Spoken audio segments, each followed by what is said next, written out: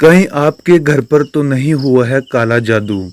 अगर आपके घर में भी काला जादू हुआ है तो आप अपने घर में इस तरह से पहचान कर सकते हैं कि कहीं आपके घर में कहीं काला जादू तो नहीं हुआ। नमस्कार प्रिय दर्शकों, स्वागत है आपका हमारे YouTube channel spiritual feel SR में। प्रिय दर्शकों, आज के इस वीडियो में हम आपको बहुत ही विस्तार से बताएंगे कि किस तरह से आप भी अपने घर में नकारात्मक शक्तियों को पहचान सकते हैं। जी हाँ, काला जादू का मतलब ये नहीं है कि आपके घर में हम आपको बताएंगे कि आपके घर में कोई चुड़ैल, डायन या भूत प्रेत इस तरह का आपको दिखेगा। ऐसा कुछ भी नहीं है।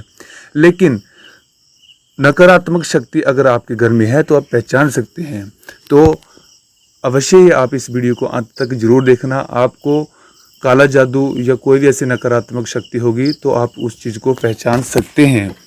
तो प्रिय दर्शकों, वीडियो को अंत तक जरूर देखना, तभी आप इन बातों को समझ पाएंगे। नंबर 1 पर देखिए, तंत्र शास्त्र के अनुसार अगर किसी व्यक्ति के जीवन में निरंतर धन हानि, मानसिक तनाव, भय, अक्सर बीमार रहना, डिप्रेशन रहता है तो समझ लीजिए कि उनके ऊपर नकारात्मक ऊर्जा का वास है। जब ये चीजें लंबे समय तक रहने लगें तो ये जादू होने के संकेत माने जाते हैं। नंबर 2 पर कहते हैं कि घर पर लगी तुलसी का पौधा अचानक सूखने लगे तो इसे घर में वास्तु दोष और नकारात्मक ऊर्जा का होना माना जाता है।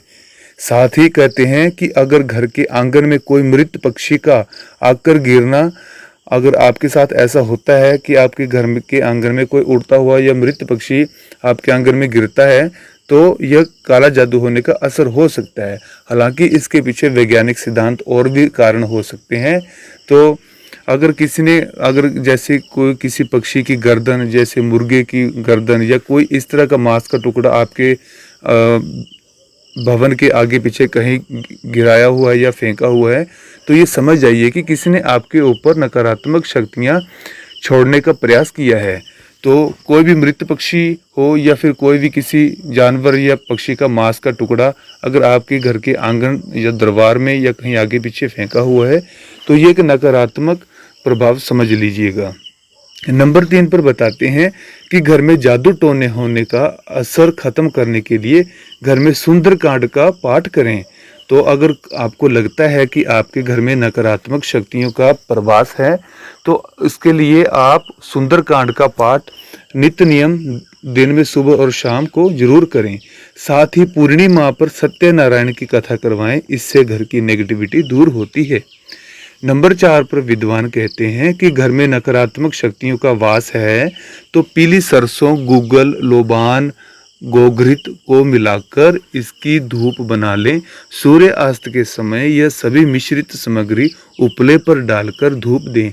ऐसा 21 दिन तक करें, इससे नेगेटिव ऊर्जा खत्म होती है। प्रिय दर्शकों, यही उपाय पंडित प्रदीप मिश्रा जी भी बताते हैं, लेकिन हम आपको यहाँ पर सिम्टम्स बता रहे हैं। तो 5वें नंबर पर कहते हैं कि नेगेटिव ऊर्जा को दूर करने के लिए वास्तु में ऐसी मान्यता है कि नमक और फिटकरी से जल्द ही नकारात्मक ऊर्जा नष्ट हो जाती है। इसके लिए पोछा लगाते समय पानी में नमक या फिटकरी के कुछ अंश डाल दीजिए। तो प्रिय दर्शकों, ये था हमारा आज का वीडियो, जिससे आप अवश्य ही समझ गए होंगे कि घर में काला जादू अगर हुआ है तो उससे कैसे बचना है और पहचान कैसे करनी है। तो ऐसा नहीं है कि आप बिल्कुल ही भयभीत हो जाएं और अंधविश्वासी बन जाएं।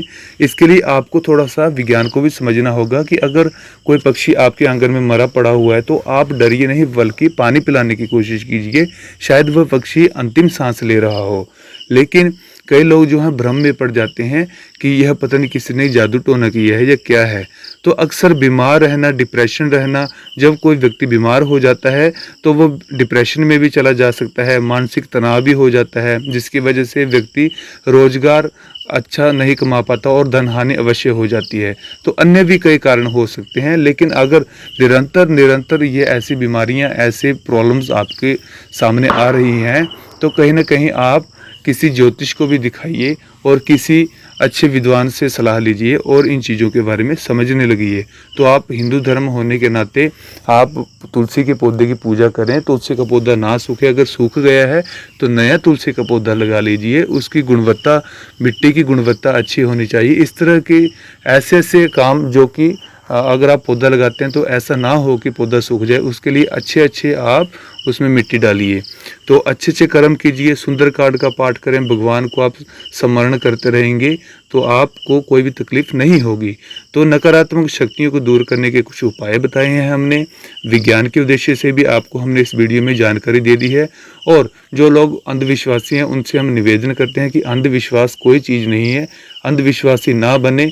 इसके लिए आप असली वजह को पहचाने। तो घर में जब आप पोछा लगाती हैं या लगाते हैं तो पानी में थोड़ा सा नमक जरूर डाल लीजिए, जिससे विशुद्धियाँ खत्म हो जाती हैं। जितने भी जर्म्स होते हैं, छोटे कीटाणु विषाणु होते हैं, वे सब कुछ नमक मिलाने से नष्ट हो जाते हैं, जिससे आपके घर में नकारात्मक ऊर्जा खत्म हो जाती है और सकारात्मक ऊर्जा का प्रवेश होता है। तो प्रिय दर्शकों, इसी तरह से मिलेंगे अगले वीडियो पर। अगर वीडियो हमारा अच्छा लगा हो, हमारे समझाई गई बातें आपको समझ आ गई हो, तो वीडियो को लाइक कीजिए, चैनल को सब्सक्राइब कीजिए, अपने व्हाट्सएप, इंस्टाग्राम, फेसबुक के थ्रू अपने रिश्तेदारों को, अपने सगे संबंधियों को इस वीडियो को जरूर शेयर करें।